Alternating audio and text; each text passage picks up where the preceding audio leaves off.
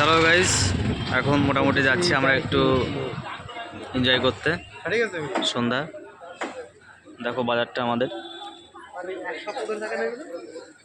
Total বাজারটা মোটামুটি এখনও লোকজন আছে, আর যা গরম পড়েছে সেই হিসাবে লোকজন যথেষ্টভাবে আছে। এই যে আমার একটা বন্ধু কথা বলছে, এটা ভালো কর।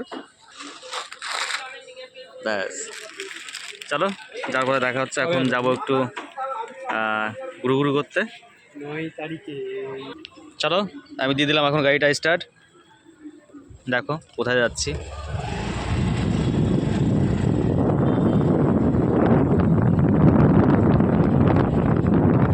আকাশ হালকা মেঘ করেছে, হয়তো বৃষ্টি হলে হতে পারে।